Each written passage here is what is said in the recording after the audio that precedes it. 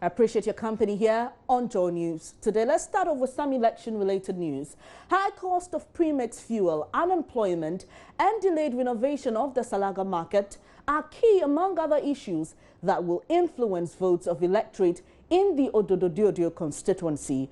As one of the electoral flashpoints of the country, the Odododiodoo constituency has witnessed violence, mostly between supporters of the NDC and NPP in past elections. Joy News' Maxwell Agbagba has been to the constituency and came through with this report. There has been a lot of heat on the campaign trail. The political temperature in the Odododiodoo constituency keeps rising.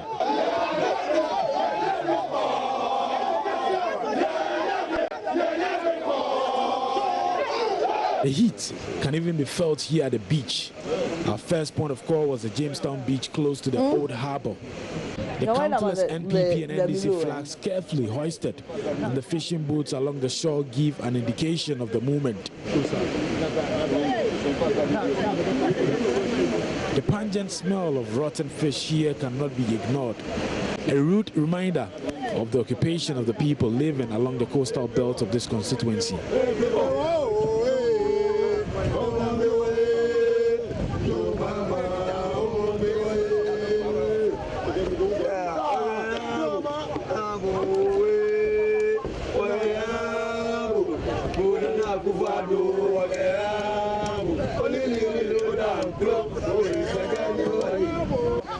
On a hot afternoon, these bare-chested fishermen are busily mending their nets. We are in the political season, and their song succinctly captures the common political narrative here. There may be a lot of suffering, but they won't vote for the opposition party. The Jamestown community forms an integral part of the Odododiodoo constituency, with tidal waves wreaking havoc on some parts of the coastal line here. And we're interested to find out how that would influence the choice of voters in the upcoming elections. It would also be interesting to know how the cost of premix fuel and outboard motors would affect the choices that voters make here in this constituency. Will the NPP's promise of the Coastal Development Authority increase their chances here in this constituency? Isabil is a fisherman at the Jamestown beach. He is skeptical about the NPP's ability to save his colleague fishermen from their current woes.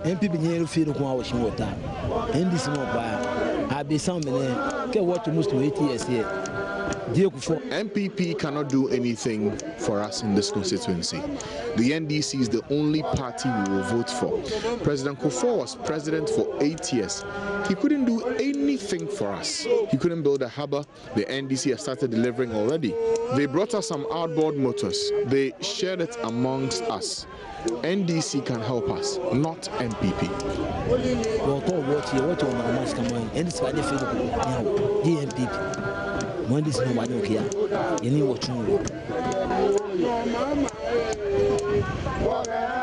On conviction about the governing party, despite a recent raid by government to seize fishing nets in the area, the nets seized were those used to catch fingerlings.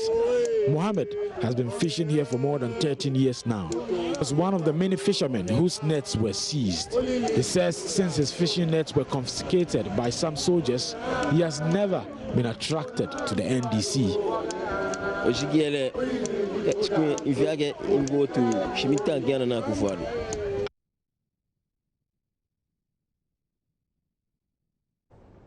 Let's get on to the campaign trail now. President John Dramani Mahama began his 3-day campaign tour of the Upper West region on Thursday, debunking the notion from the NPP that the health insurance scheme has collapsed under the reign of the NDC government. He noted that the scheme has rather expanded over the years and improved to serve the people. He asked the residents to vote for him to ensure continuity of the scheme. Rafiq Salam has more from Jambusu in the Wa West district.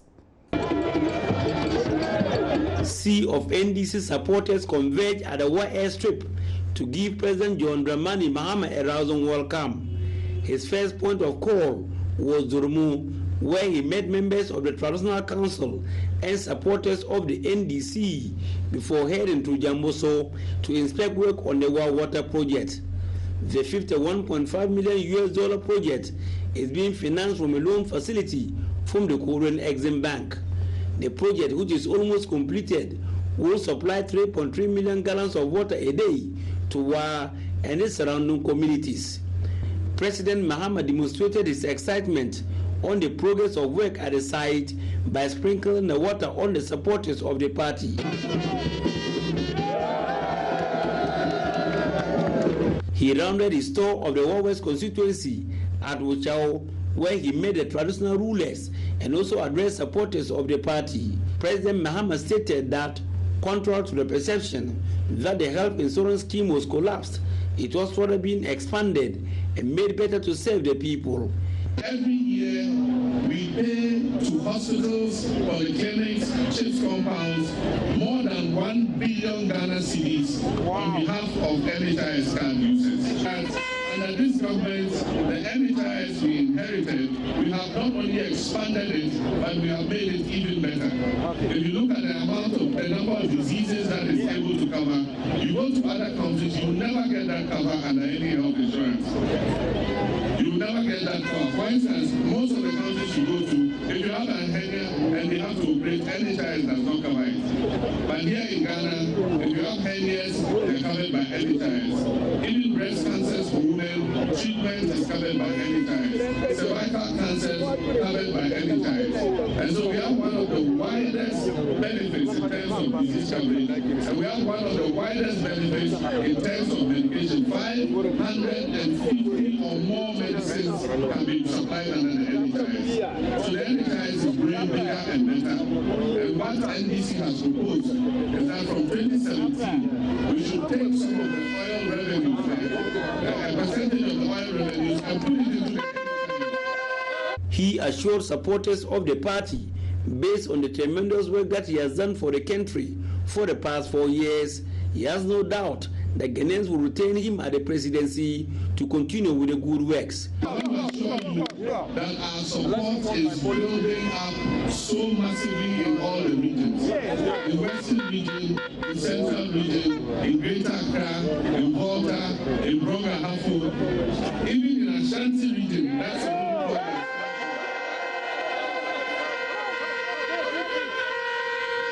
In the Eastern region, we have massive support.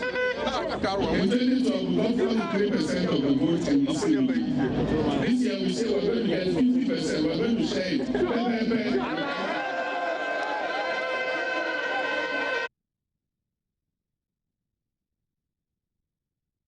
Let's get more updates from President Mahama's tour of the Upper West region. My colleague Rafiq Salam is on the line. Hello, Rafiq. Hello. Yes, it's day 2 of the President's campaign tour of the Upper West region. What can you report? I can report to you that this morning, President Mahama paid a courtesy call on the Wala Traditional Council, led by the paramount chief or the overlord of the Wala Kingdom, now for the city, Philippo IV. And so he met him this morning at his palace. And so at that particular place, the spokesperson for the Wana, Ibrahim Kadri, enumerated the number of developmental projects that government has bequeathed to the people of the country, not only the Upper West region. And I think that the president deserves a second term. And then let me even quote him. He says that a bird in hand is worth is more than 2 in the bush. And so he's called on Ghanaians to give President Mahama a second term. But President Mahama, in his remarks, he says that they are not taking the campaign lightly and that they are going to campaign seriously because he's saying that the future of the country is at stake. And he also talked about some of the issues or policies that have been touted by the opposition leader, Nana Addo, talking about the one dam, one district, one dam, one district, one factory project. He says that sloganeering cannot win political power. Ghanaians are not fools. And so Ghanaians will retain him in power. And so from there, the president is currently at the residence of Alhaji Mohamed Bisu, a former defense minister in this country. He's there at the courtesy call on him. So currently, we are right now at Mampara, where the president is there to meet with the former defense minister Alhaji Mohamed Bisu. Thank you, Rafiq, for those updates. My colleague Rafiq Salami in the Upper West region, giving us some updates of the president's campaign tour of the Upper West region. Now to the camp of the CPP and its presidential candidate, Eva Greenstreet. Now, they're in the northern region campaigning. Hashmeen Mohammed, my colleague there, joins us with details. Hello, Hashmeen. Hello. Yes, now we know that he's been promising free education for persons with disability. What else has he been saying today? Well, the CPP candidate has also been promising residents who live in the eastern corridor part of the northern region, and here we are talking of constituencies in the Katale, Saboba, Yenji, those areas, that he will fix their road networks and then link them up to the neighboring countries so that they can be able to move to those neighboring countries and then go about their businesses and then be able to sell their farm produce. He has also been highlighting key aspects of the CPP manifesto, which he said is more convincing than any other manifesto from the NDC and the NPP. For him, it is time for Ghanaians to retire the NDC and then the NPP and go for the CPP. Right now, though, he is in the Tolong constituency where he's continuing his tour in the northern region.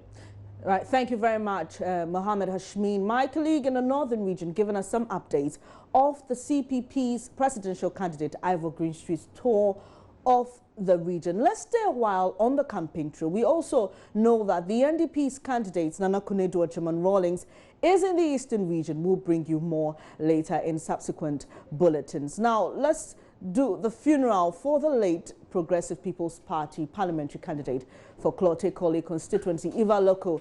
And now that particular funeral is underway at the State House in Accra. She died on October after a short illness. Ms. Lokko was a former vice presidential running mate in the 2012 elections, and she contested on the ticket of the PPP. However, she decided to contest the Klote constituency, an action which was cut short by her sudden death. She was an engineer by profession and chalked many firsts, including becoming the first female Director General of the Ghana Broadcasting Corporation. She survived by her husband, and 2 children. My colleague Akablay is on the line. He's currently at the forecourt of the State House.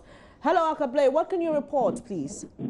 Well, then, as I speak to you now, the coffin bearing the remains of the Eva Lokko has just been lifted and been moving through the vehicle. I was just engaging Dr. Park, the flag bearer of the Progressive People's Party, just some minutes ago before the call came in. And the point he has to take is that Madam Eva Lokko's loss is a very big one to the Progressive People's Party as well as the country as a whole. And he mentioned about the fact that he had some aspirations, not just become a member of parliament, but her main goal was to ensure that once he becomes an MP, he transforms the city of Accra entirely because of the sales in the community. But unfortunately, death has made Joseph, we can hardly hear you. Please, if you could reposition yourself. Yeah, can you hear me now? Yes, better now. Yes, Benny. So I was saying that just before the call came in, the coffin bearing the remains of Madam Eva Lokko was just moved into the vehicle and will be leaving at the forecourt of the State House very soon. And I was saying that I was engaging Dr. Indu, the flag bearer of the Progressive People's Party, and he has described the loss of Madam Eva Lokko as a big loss, not just the Progressive People's Party, but also to the country as a whole. He talked about the fact that from his engagements with her, it was clear she had a vision for the capital city, not just to win the Klote constituency, but also once he wins it, he's able to transform the city, complain about the fields in the capital. So quite a number of political figures here. In the event, he has successfully presented a nomination from contestant with Philip Addison of the New Patriotic Party. He is present here at the forecourt as well. Dr. Nana Addo, she is the candidate for the National Democratic Congress. He's also present here as well.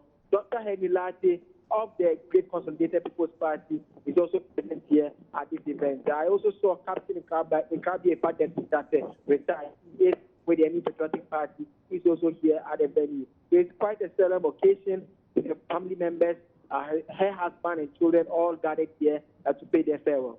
Thank you very much, Joseph Akablay. Really sad one there. He's at a forecourt of the State House. He's been reporting the funeral of the late Eva Lokko. You're watching Joy News today with me, Benes Abubedu. We take a quick break. When we come back, we'll bring you more stories. Please don't go away.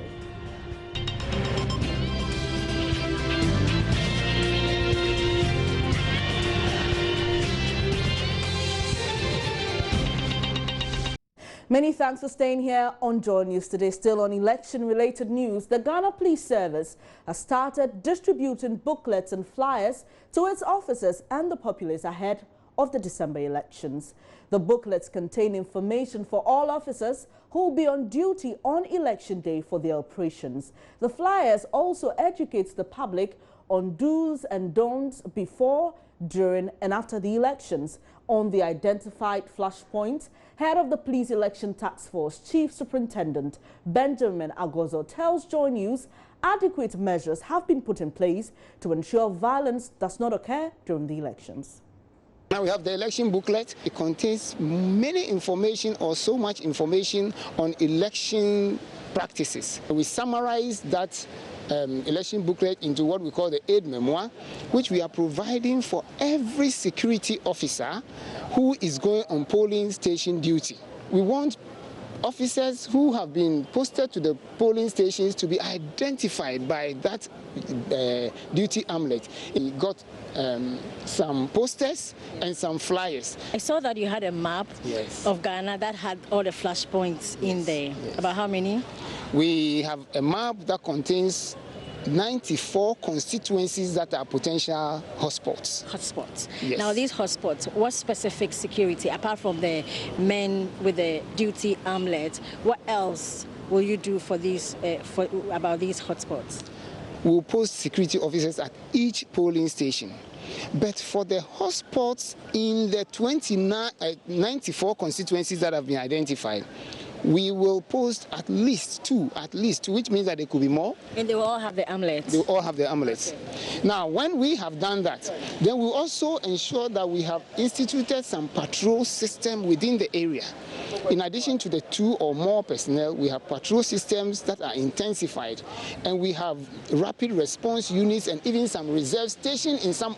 So most of these constituencies are going to have rapid response units, intensified patrols, and also reserve units in those places. Remember, the reserve units can even include the military, because we are in a task force together, and the military is part of us. We will only use them when situations become so bad.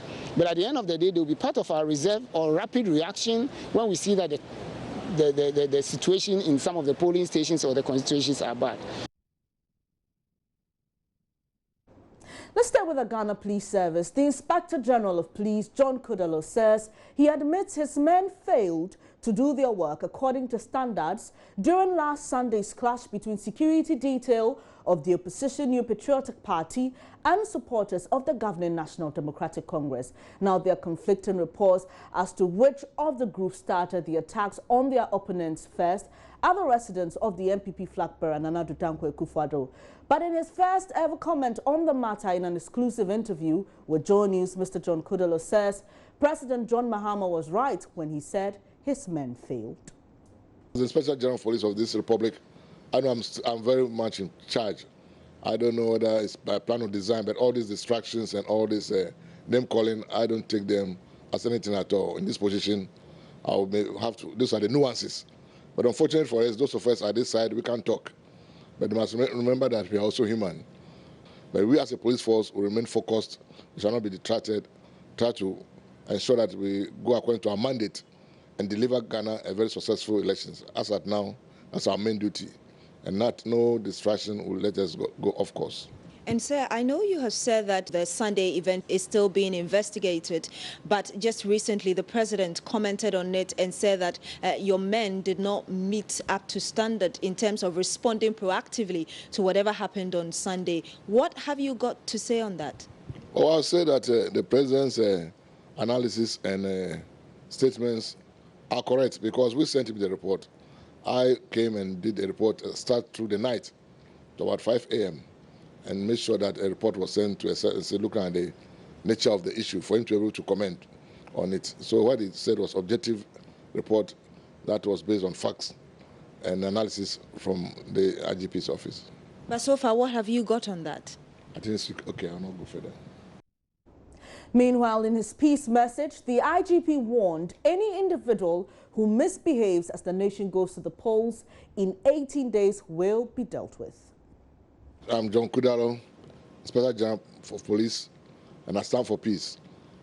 My peace message to Ghanaians is that we should all try to comport ourselves, be very, very responsible in our speeches and our behavior as we approach the elections, because the laws and rules of the country before, during, and after the elections are the same. So let us play to the rules. Let's be very, very responsive.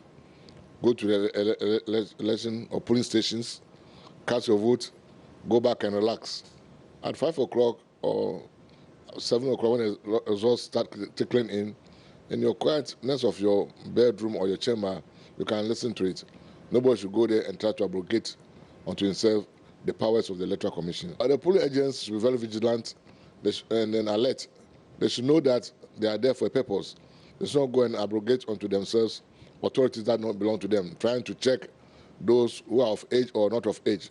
There's to ensure that the number of people who vote correspond to the papers that they are taking, and make sure that nobody is so changed. But they should not abrogate unto themselves the authority of the returning officer or presiding officer at the police stations. The police officers, as I've always warned them, to try to be very neutral, impartial, and professional as possible, because our demeanor, actions, and inactions will let people try to color us in various shades. We try to plow through the middle and come out very professionally. Once again, I know that we've done it 6 times, and this time around, Ghana will come out in one whole piece and not in pieces. God bless our homeland, Ghana.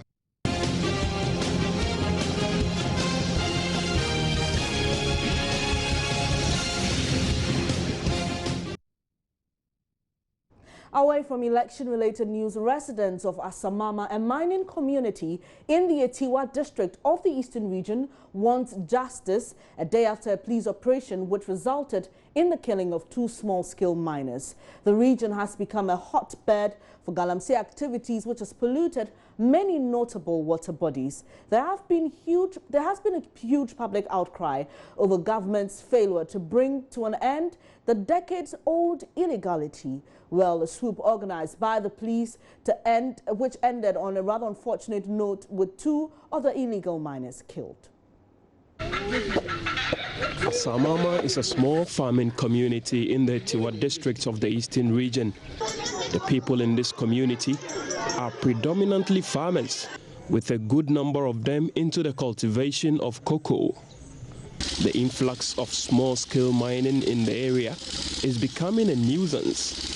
The miners have been blamed for destroying many farmlands, denying the traditional farmers the only source of livelihood, and also polluting the water bodies. There has been a huge public outcry over what many describe as government's failure to bring to an end the decades-old illegality. And it appears the state is taking steps to end the menace by organizing soups at some mining sites. One such soup in the eastern regional town of Asamama, however, resulted in a gun battle between the police and the miners. Right now, we can hear in the background sounds of gunshots by the police and the military, who are currently undertaking an operation here in Asamama, in the eastern region, where we've had illegal mining activity taking place over the years. As you can hear, that is the sound of gunshots fired by the police, and we have the young men who are trying to counter the activities of the police here. I have one such gentleman here with me, and I'm going to tell exactly what he makes of the situation. And now it's getting chaos. We have to run for our lives now, but we have to stand here. So I want you to tell us exactly what is going on here. Right now, we are paying 50 million on each boat. 50 million, but right now we no work. How come? We have to do what? Right now, somebody of our armed robbers are still over there. But right now, big man, it's okay. Oh, yeah, catch you, man. I'm sorry, can I explain to properly? So, yeah, what's wrong with me? Ceciano, both we are 50 million. 50 million, obey your money. Yes, wow. I'm saying, you money here. I'm going to go there. And I'm going to go. See, I'm machines. I am I'm saying, machines, no. It's the company. Aha. So that's the all. All right, thank you. So the police and the military have finally managed to disperse the angry residents. The one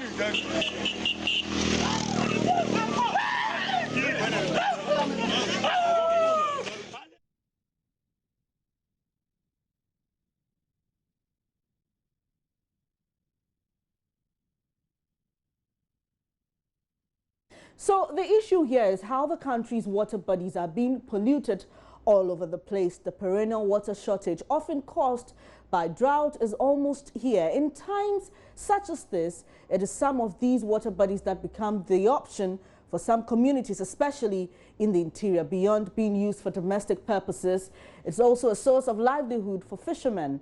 A typical case in point is the depletion of fish stock at Amlo.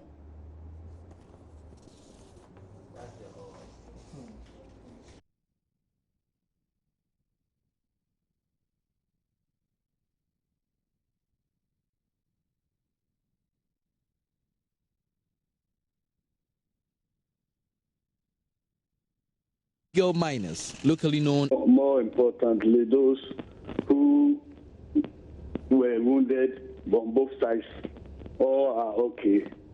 So the casualties, and also those who are arrested, everybody, 22 of them were arrested.